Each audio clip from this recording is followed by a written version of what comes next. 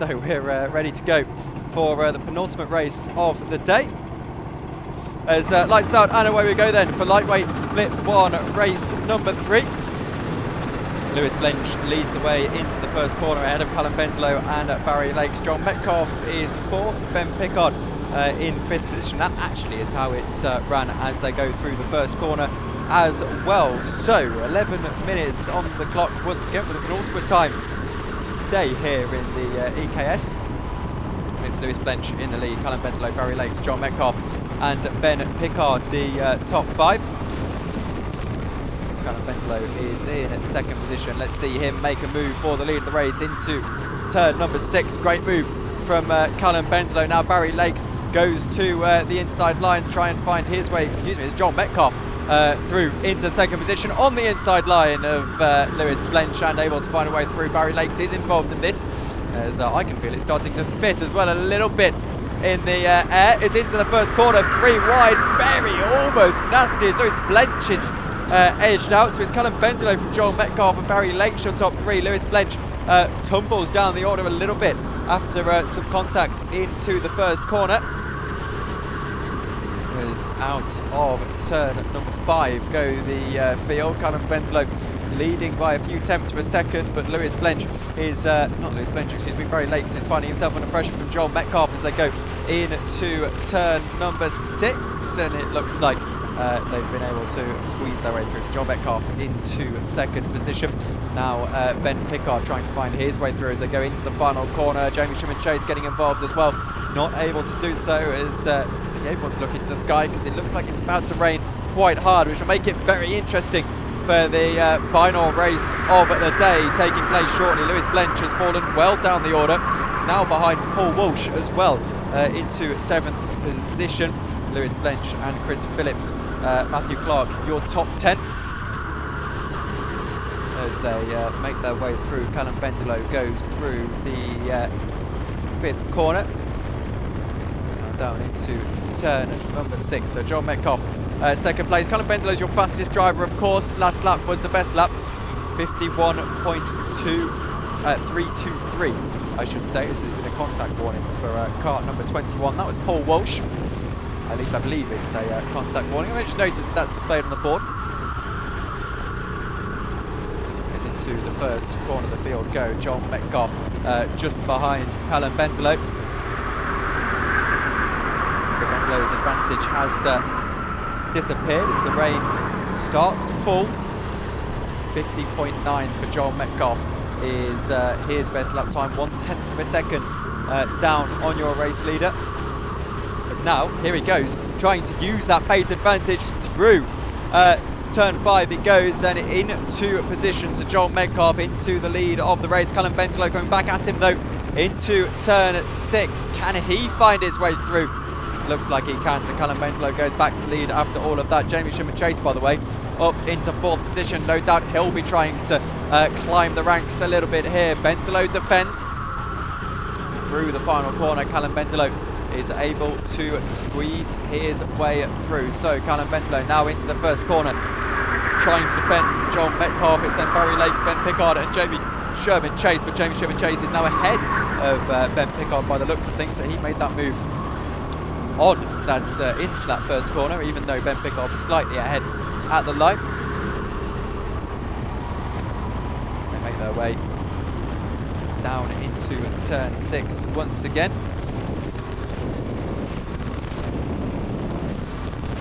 Just one race after this, of course. It's the heavyweight split 1,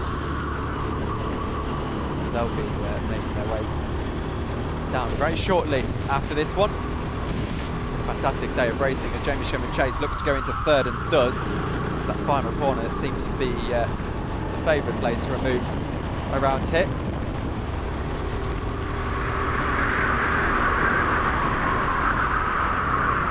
Bendelow leads ahead of Metcalfe.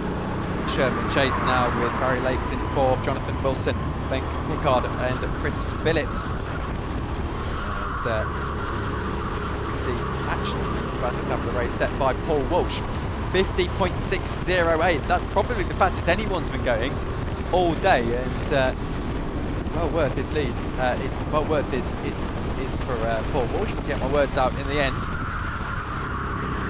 There's a takeout into turn 6, and that is, I believe, Joel Metcalfe that's gone round. So Jamie Sherman-Chase goes to the lead of the race. I was looking at the timing screens, I didn't actually see the takeout. It's hugely frustrating. We'll see what the really is saying. Jamie Sherman-Chase ahead of Callum Bendelow, Barry Lakes, your top 3. So it was Joel Metcalfe who's now fallen down almost to the back of the race. Hugely frustrating for him. 6 minutes left in the race then. So we're approaching half distance. Jamie Sherman-Chase leads ahead of Callum Bendelow, Barry Lakes, Jonathan Wilson and Chris Phillips. We're listening around the circuit and now finally. And sounds like we're going to put Joel Metcalfe back into position because of the takeout. So it sounds like Joel Metcalfe will be perhaps brought into the pit lane, then unleashed in front of the pack. So he'll be in the top 3. So desperately unlucky for Joel Metcalfe, but at least he'll get his position back.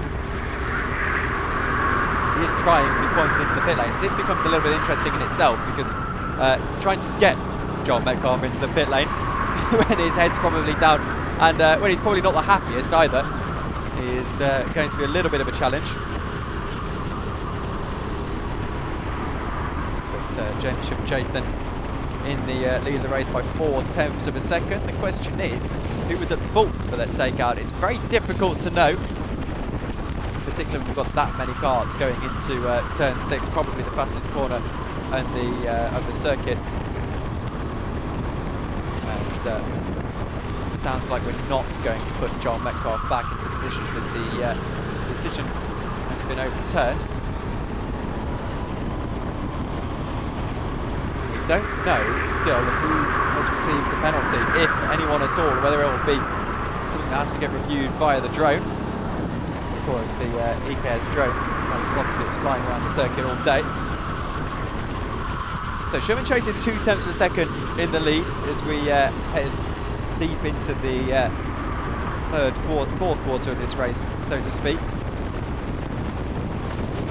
He's ahead of Callum Bendelow at the moment. Bendelow hasn't really been able to attack. This sounds like it's going to be a little bit of an interesting finish between these two. I think potentially Chris Phillips, who's rose to 3rd, is going to be a little bit too far back to really get involved as Paul Walsh has just got down the inside line. Jonathan Wilson, I believe. And he has, and he's found his way through. Of course, that split 2 race 1 winner. Tries to go back around the outside line. Jonathan Wilson's just about collected it and got himself back ahead. So it's still Sherman-Chase versus Bendelow. But very quietly, Joel Metcalfe is winding his way up the order as well. He's into 15th position. So he's made a good couple of overtakes so far. So now Chris Phillips looks to attack Callum Bendelow. So Jamie Sherman-Chase will use this to his advantage, just get those lap times in as we head into the final 4 laps of this race or so.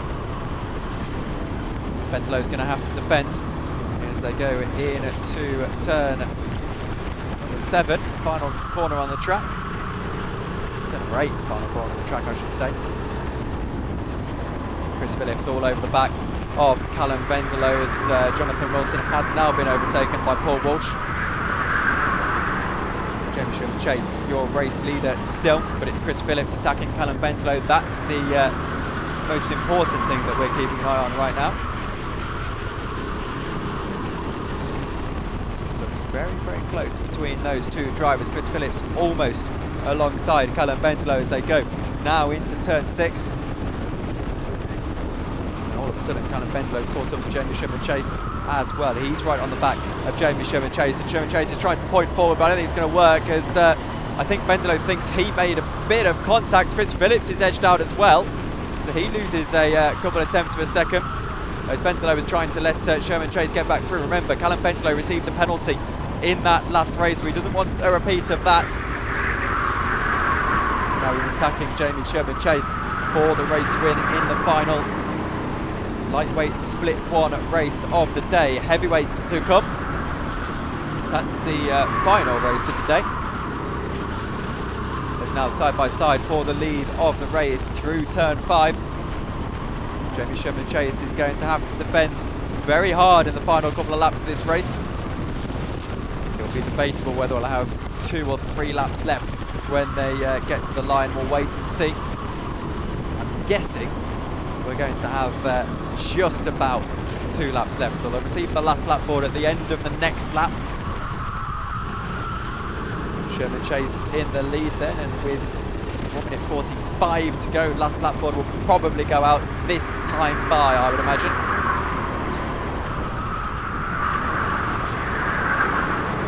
So 1 minute 35 to go in the race. Sherman-Chase still defending, and he's doing pretty well.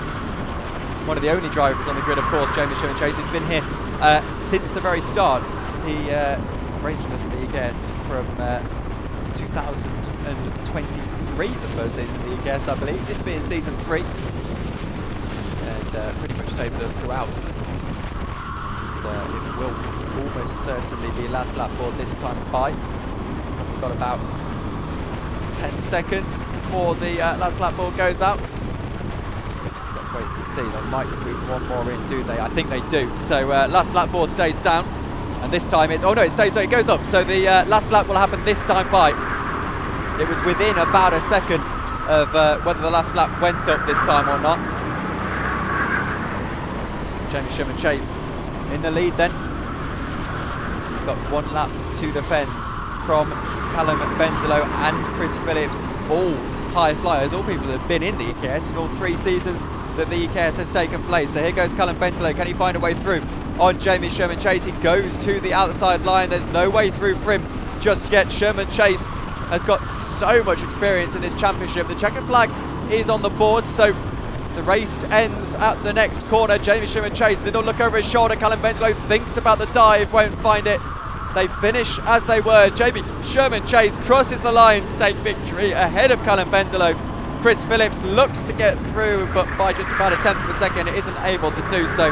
It's then Barry Lakes, Tom Shipman, your top 5, Jonathan Wilson, Paul Walsh, Lewis Blench, Matthew Clark and James King are your top 10. We'll be back in a minute for the final race of the day. So we're joined by race winner Jamie Sherman-Chase. Jamie, welcome back. That was a good drive. Yeah, good drive. I mean, I definitely had the cart behind me, always helps. But it's what I needed to do if I wanted to be in contention to win this round overall. I needed a win, nothing less, due to my other results. But yeah, hopefully that's put me P1, P2 or P3, definitely on the podium though. So yeah, it's been great. Yeah, definitely think you're on the podium. Had to get a bit defensive there. Yeah, I had quite a lot of clean air actually. I had quite a big gap behind me, and they obviously working together. The bump drafting so effective around this track, so I had to defend for a good few laps at the end. But yeah, it was all good, honestly. It's great.